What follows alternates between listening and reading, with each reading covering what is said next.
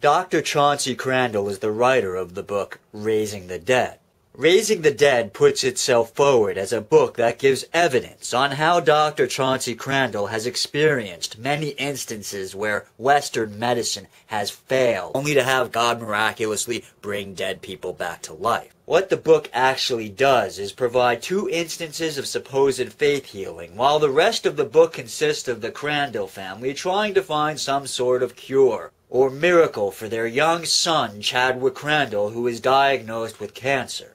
They never get that miracle, and sadly, Chadwick Crandall died.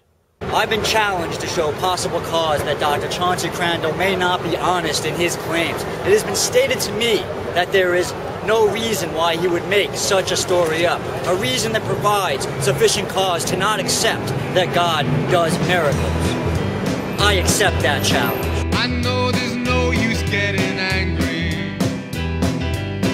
I know there's no use being sad. A little background on Dr. Crandall first. Dr. Crandall is trained as a doctor and cardiologist. In fact, he did some of his fellowship at New York City's Mount Sinai Hospital. He isn't some Kent Hovind University graduate. You can't just toss him in with the Popoffs and Hovinds of the world. Dr. Crandall claims that in 2006 a patient came into the ER, collapsed dead from a heart attack, and could only be brought back to life by the power of prayer. Now, despite the claim that he is a world-renowned cardiologist, I haven't had much luck finding anything written by him or about him that didn't come from a conservative Christian website, show, or blog. The same goes for his private practice, the Palm Beach Cardiovascular Clinic. Outside of the usual website mentions you get listing out area businesses, all I could find was a PDF from a court case involving a ruling by a judge on a contract dispute between the clinic and a former employee. What I didn't find are any mentions of peer-reviewed articles by Dr. Crandall, nor any publicity regarding his professional life outside of promoting Christianity and the products he markets and sells. But for promoting Christianity and the products he sells, I found many pages about Dr. Crandall and his miracle experiences, both by him and by others. The majority of these pages also conveniently mention his aforementioned book. These sites will often mention Dr. Crandall's online newsletter or offer online tests that inevitably lead to offering you a subscription for his newsletter that sells for about $50 a year. So we've got a doctor who out of the blue announces he's been part of a miraculous healing by God in a country that boasts that at least 70% of the population is Christian. A doctor who, because of that claim, has gotten numerous interviews on talk shows, radio shows, news shows, hundreds of blogs written about him, has been offered and taken the position of contributing writer on what is one of the top Christian conservative news sources that boasts tens of millions of hits a month, all of which is free advertising for not just his services as a doctor, but also for the book he's written that goes for $12 a pop, plus the newsletter he puts out at a cost of roughly $50 for a year's subscription. Just on a quick cost-profit analysis, if we think casually about how much he would have had to have paid for this sort of advertising to get the increase in client base that he's getting from solidly connecting himself to the conservative Christian movement, especially the charismatics, when you take into consideration all the wealth he gets from that connection, from the additional traffic to his businesses, subscribers to his newsletter, and purchases of his book, man, that's a lot of money. That is definitely good reason to wake up one day and say, to hell with it. I'll compromise my ethics and pander to the conservative Christian base by making up some stories about God bringing people back to life.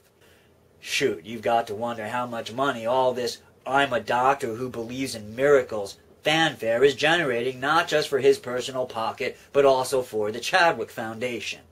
Oh, did I forget to mention that? Dr. Crandall has a charity he started named after his son who passed away after battling cancer. It's called the Chadwick Foundation.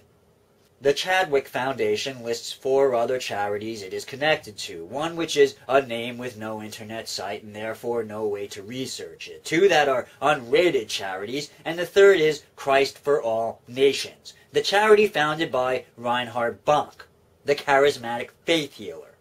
Christ for All Nations boasts a whopping 1 out of a possible 5 stars on the Charity Navigator's rating scale. The Chadwick Foundation, like the other 3 charities, also has no rating. The Chadwick Foundation boasts that it has a medical clinic called Clinica Chad set up in Medellin, Colombia. I did some rather extensive online searching for anything that indicates that the Chadwick Foundation's Clinica Chad actually exists and has done some sort of work, and I found nothing. Which isn't all that surprising. A small clinic in that town may very well not be on the internet, although I'm surprised that a publicity-oriented person like Dr. Chauncey Crandall would pass up an opportunity to put up photos of people working at Clinica Chad to help generate donations for the charity. Searches for Clinica Chad and the Chadwick Foundation only turned up a Tumblr link to some pictures of Dr. Crandall, dressed in blue scrubs with captions that try to give the impression that Dr. Crandall healed Haiti earthquake victims by laying on hands. But nothing on the Chadwick Foundation in Medellin, Colombia. I tried calling Colombia, but ran into the problem of not speaking the local dialect, so I reached out to someone with the necessary language skills who went ahead and called Medellin, Colombia information to ask for the phone number and address to La Clinica Chad. That person was D. Cole. You may know him here on YouTube. He did quite a good job of looking into the matter, and what he got back was that no phone number was listed for that clinic or record of the existence of that clinic. Which doesn't mean it isn't there, but it does strike me as curious. Oh, I did mention that Dr. Crandall went to Haiti to offer his services as a doctor. I think the main thing is try to identify with a group that is on the ground and has a long-term commitment to Haiti. You know, there are many great organizations out there, but are they committed long-term, and do they have relationships on the ground working with local people there? Those are the people that I would donate money to and give assistance. And what they need right now is really cash. They don't need you to send rice or black beans. It's difficult to get that over there, but they need your money. And I would identify with many of the missionary groups that are on the ground, many of the churches that are there, the Red Cross and other relief organizations that have a long-term commitment to see Haiti turn around. I'm going to run with his advice and offer a list of reputable charities that are actually doing good work in Haiti that helps with rebuilding. I'll provide you a link to this page on Charity Navigator that tells you how to donate wisely. You'll notice that neither the Chadwick Foundation or its connected charities appear on that list. There are other groups doing good work in Haiti that aren't on that list. For example, Cuba sent doctors to help out with the relief effort and has had people on the ground in Haiti helping to train medical personnel for years.